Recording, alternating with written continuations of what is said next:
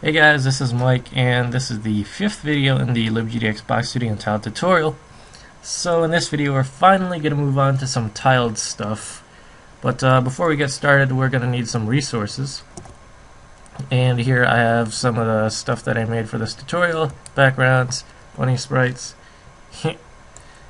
And so yeah, I'm going to have a link to this in the description, in the video description below, so go ahead and grab that and add it to the project here. Should all be in here. Images, maps. This is the tile set, by the way.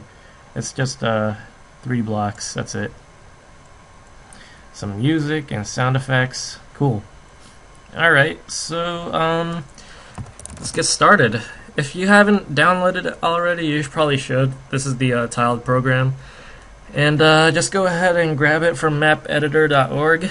So, we're going to use this to make our tile maps. First off, this video is just going to be going over the basics, or I guess, like, I don't know, we'll see how far I get into this video. So go ahead and click this button for new. We're going to make a new tile map, orthogonal. Isometric is like the half 2D, 2.5D from an angle. Sort of like Diablo or StarCraft or whatever. Base 64, I guess, that's the one that I use with zlib compressed. I haven't had any problems with it, so just make it that, or any one of these. I don't think it really matters. Map size 40 by 8. Tile size, our tile set is 32 by 32, so that's okay. And over here in map, we're going to add a new tile set. And I'm going to use the one inside the project here in the maps res/maps directory. It's called blocks, so go ahead. It's 32 by 32, no margin, spacing, or offsets. So import that, and here they are. So first thing you want to do is well, I guess alright, so about tiled, pretty much it's really customizable. You can use properties for anything you want. Here you got the layers. You can add as many layers as you want, and you can actually name these layers as well. And not only that, you can actually give these layers properties. So right click properties, and you get this table where you can put in a name and a value. Since so this is like sort of a hash map type situation where you can get the properties and then use the name and you'll get back the value. So yeah, properties for the layer, you got properties for the map. So again, the same exact thing. You have map properties, you can put in name and value pairs in here. And I think you can use properties, but you can even have tile properties for tiles. So properties for everything. You know, if you need a property, store something, some piece of data, just put it in a property and grab it later. Pretty customizable there. So let's go ahead and get started. Now the way that my game works is that I have 3 tile layers, and tile layers are pretty much just this tile grid here. By the way, the tools are up here. Stamp, obviously, you use to, this is like the paintbrush, stamp brush, that's what it's called. Eraser, that's E, that gets rid of tiles. What's this? Terrain brush, I've never used that before, so I don't know. Fill, obviously, is, you know, fill, regular fill. Do something like this, and then fill it up. Oh, it even has a little preview image. Cool. So, the way that my game works is I split everything up into 4 different layers, 3 tile layers and 1 object layer. And the object layer I call crystals. We're going to leave that alone for now. But the 3 tile layers, these are called red, green, and blue. No particular order. Okay, so red is going to contain all of the red blocks. So if I want red here, and then I want some green blocks, I have to switch to the green layer. And here, and blue. Something like that. So you can see if I hide the layers, they only contain these certain colors. So that's pretty much it. We don't need to add any properties or any objects right now. So let's go ahead and save this. Save. And I'm going to save it in the same directory as the tile set. So in res/maps, I'm just going to call this test.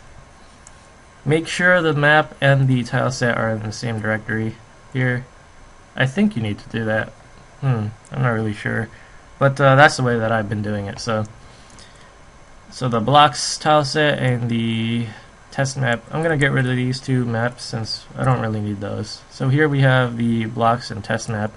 So putting this map into the game, it's relatively simple. First off, let's go into the play state here and create some tile. It's called tiled map. I'm just going to call this tile map, and then we also need a orthogonal tiled map renderer, and this is what's going to draw the tile map for us. Just call that TMR. Alright, so in the constructor we did all this Box2D stuff. Yeah, okay. So I'm gonna split it up here. This is gonna be all the tiled stuff. Load map or tile map over here. So this is relatively simple. It's just tile map is equal to new, and we're gonna use LibGDX's TMX map loader, or what was it called? TMX. Yeah, TMX map loader, and then .load, and just give it the name of our test map. That's res maps test.tmx. And then we have to create a new TMR orthogonal tile map renderer, and we have to give it our tile map that we just made. This is a new orthogonal tile map renderer tile map. Okay, so that's new TMR. And over here, when we draw it, draw tile map, we just do tmr.render. But before we do that, we have to always set the camera whenever we draw stuff. We have to give it the final model view projection matrix. So tmr.setView, and we're just going to use our regular camera, which is cam.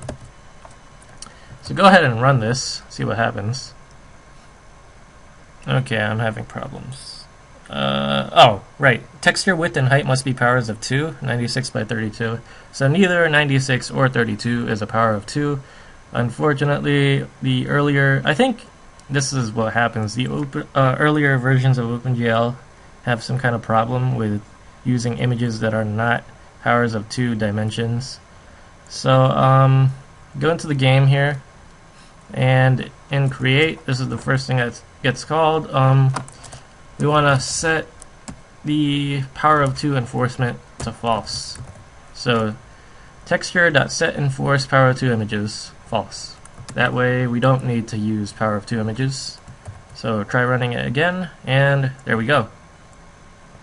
So here's our map. We got the 6 red blocks here along with the 2 green blocks over there.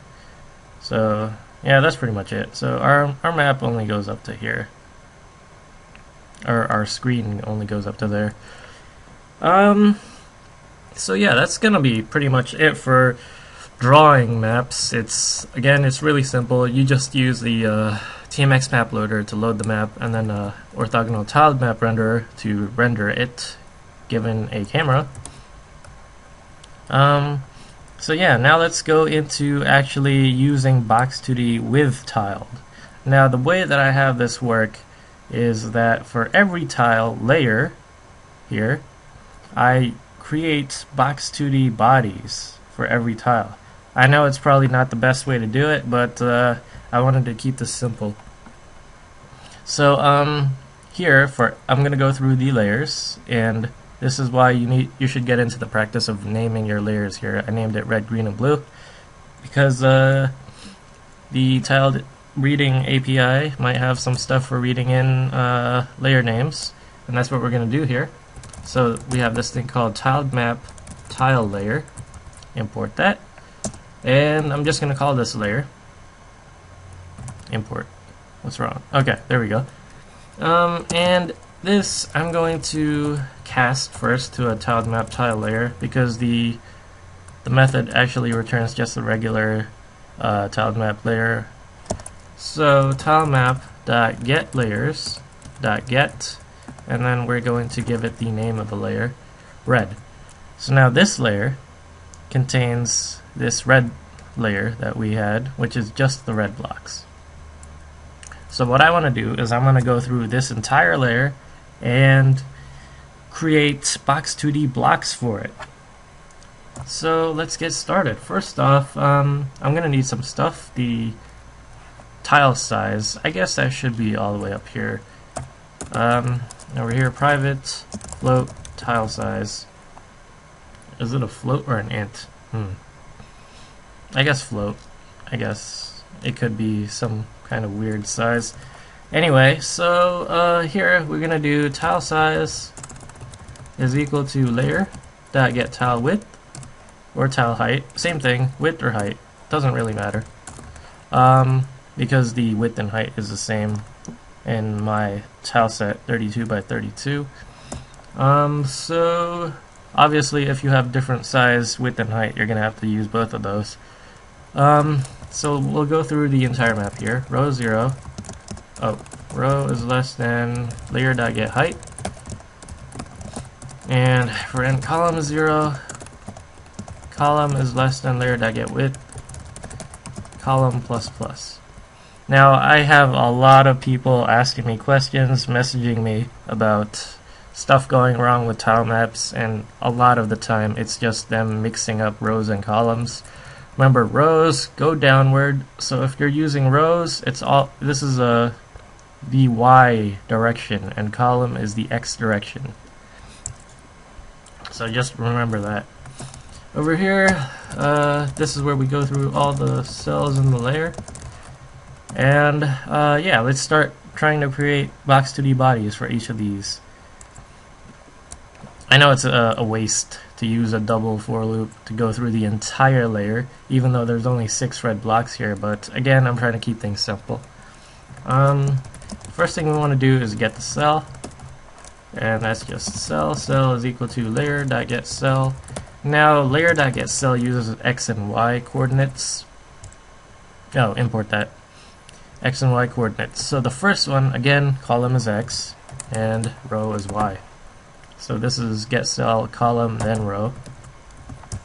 Next, we want to do some checks if cell exists, I guess. So if cell is equal to null, then continue. We also want to check if there is an actual tile in there. Cell.get tile is equal to null, continue. So if there's really nothing there, then we can just skip it. And finally, last step, create a body and a fixture, technically, a fixture from the cell. And this is pretty simple. If you have the tile size, obviously you can figure out where to put the box. So starting up here, 0, 0. So here, this is column 1, so this is 32 across, or just one tile size across. And this is 0, 1, 2, 3, 4, 5, 6, 7. Row 7, column 1. So you know it's 32 across, and then whatever down here, 32 times 7. So we use the tile size to figure out where the box should go. So we're going to do body def. If you don't remember how to make bodies and fixtures in Box2D, you should probably review that. Remember, you need the body def, then create the body, then the fixture def, then create the fixture. Oh, what's going on here? I already have it.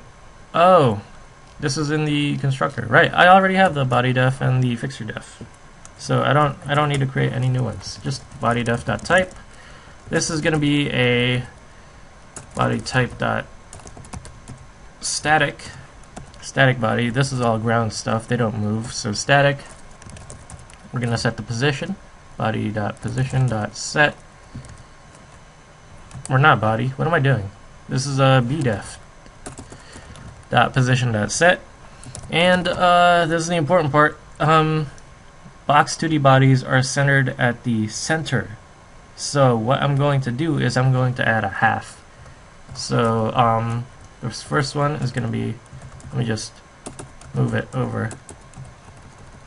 This first one is going to be column plus a half, because I want to move one column over, which is this line here, but I also want to have it centered, so I'm moving it an extra half so it's centered over here. So column plus a half times tile size, of course divided by ppm. That's our ratio, pixels per meter. And same thing with row plus a half times tile size. Wait, tile size is this. That's the next one. Tile size here divided by ppm. So column plus a half and row plus a half times tile size divided by ppm. That's the position that the we're gonna put the body and the fixture at. So next, let's create a shape. We're gonna use a chain shape for this one instead of the regular boxes, because the regular polygon shapes, they have some kind of issue with the player getting stuck moving along a flat surface. So chain shapes use automatic ghost vertices to prevent that from happening. So chain shape, we're going to use this. CS is equal to new chain shape. Import that. And chain shape just is pretty much like, it's pretty much this thing over here. Polyline is just like a, you know, a bunch of points that you connect with a line. That's pretty much what the chain shape is. So one of the ways to start it off is to use vector2. So we're going to create a new vector2 array, size 3. The way that I did the shapes here is that I used 1 point for the bottom left corner, 1 point for the top left corner, and 1 point for the top right corner. I don't use any edges for the bottom, just so the player can fall through it. So vector v is equal to new vector2.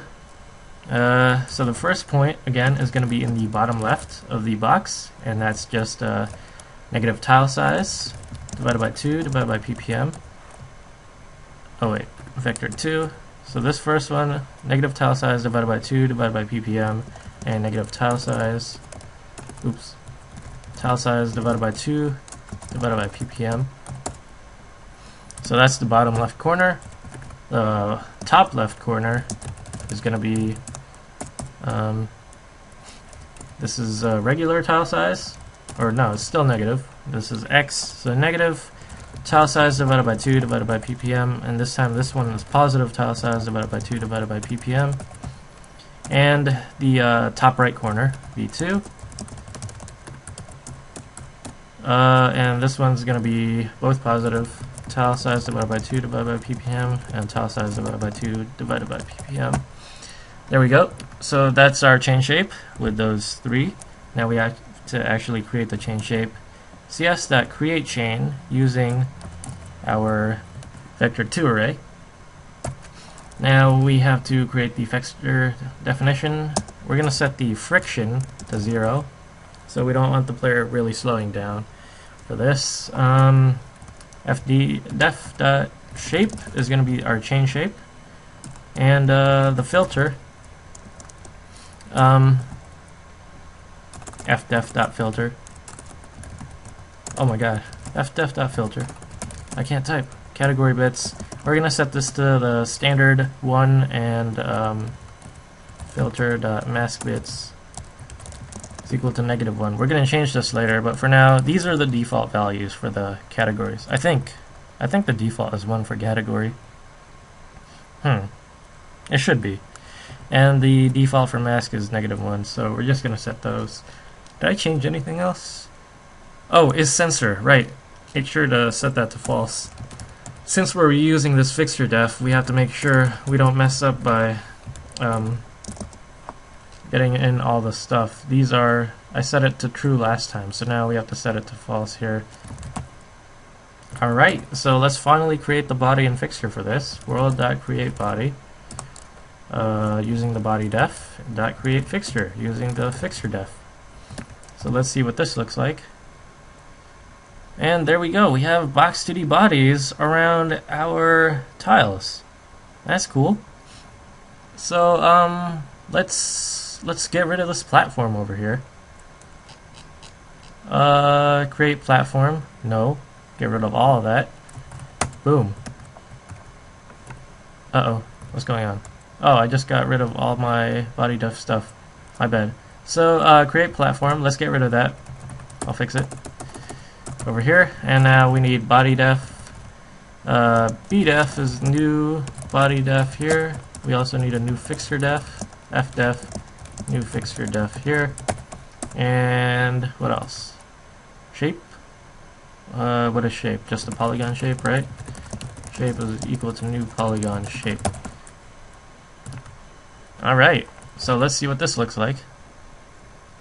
Alright, there we go. So our little player box fell right through because of the filter bits. It's not allowed to fall through these blocks because they aren't the correct type. So what we're going to do now is we're just going to get a little bit started with the actual game handling here. Over here, back in Box2D vars, we're going to edit some of our category bits. We're no longer going to be using these bitground or bitplayer stuff. Public static final short. We're going to have one for the bitplayer. Well, we're still going to use bitplayer though. So one for bitplayer, one for bitred. Oops. And these are the red blocks. One for the green blocks. 8, remember? Oh my god, what am I doing? Remember, these are all bits, so you have to use powers of 2. Final static short, bit, blue. These are the blue blocks. 16, and I guess that'll get started for now. And back here, since these are the red blocks, what we're going to do is we're going to set the filter, the category bits, to b2d vars dot red. This is where we create the bodies for the tile layer. So this is the red layer over here. So we're going to create all of these Box2D bodies as type red. And the mask bits, this is just b2d vars dot player. Where is it? Bit player. There it is. So these red blocks can only collide with the player. Let's see what happens here. Oh wait, we have errors. Oh, bit ground. Right.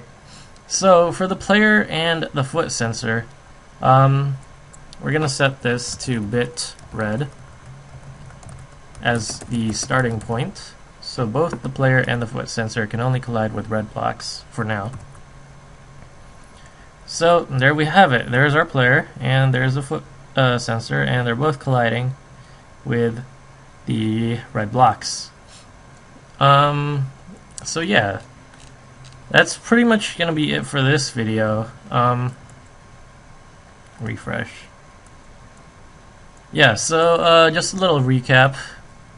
First off, you need to create a new map here, and then use map, load a new tile set, then save it.